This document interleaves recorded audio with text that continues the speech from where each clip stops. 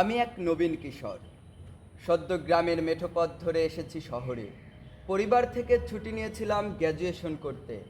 কংক্রিটে তৈরি ভার্সিটির বিশাল গেটে পা রাখতেই মনে হলো ঢুকে পড়েছি কোনো পার্টি অফিসে, রাজনৈতিক পার্টি অফিস।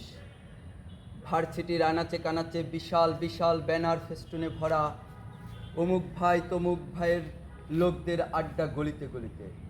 এই পার্টি অফিসে নিজেকে খুব অপরিচিত লাগছে। হেঁটে চলেছি মস্ত ব্যাগ কাঁধে পার্টি অফিসের প্রধান ফটকে আসতে। হঠাৎ একজন থামিয়ে বলল, কেমন আছো ভাই? উপাস থেকে কে একজন, নতুন নাকি? পাশ থেকে আরেকজনের কণ্ঠে ভেসে আসলো, সমস্যা নেই, ভাইয়ের সাথে পরিচয় হও, এরপর থেকে ভাই তোমাদের সব কিছু দেখবে।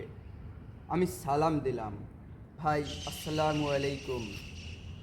সালামের উত্তর দিলেন কিনা সে প্রসঙ্গে না যাই, তবে ভাই তার ভরসার হাত বাড়িয়ে দিয়ে নাম বললেন। আমিও বললাম, লাতিফুল খাবির, ব্যবস্থাপনা বিভাগ।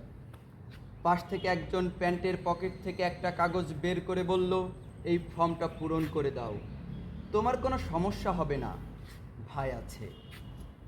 এসব বিষয় পাশ কাটিয়ে চলে এসে মনে হলো ঢুকে পড়েছি কোনো রাজনৈতিক পার্টি অফিসে। ভার্সিটি হবে পরিপাটি গোছালো, কিন্তু এখানে প্রধান প্রধান স্থাপনার সামনে লাগানো হয়েছে ব্যানার। ঢেকে ফেলা হয়েছে কলেজের সৌন্দর্য। কলেজের প্রতিটা গাছে ঝুলছে অমুক ভাই তমুক ভাইয়ের পোস্টার।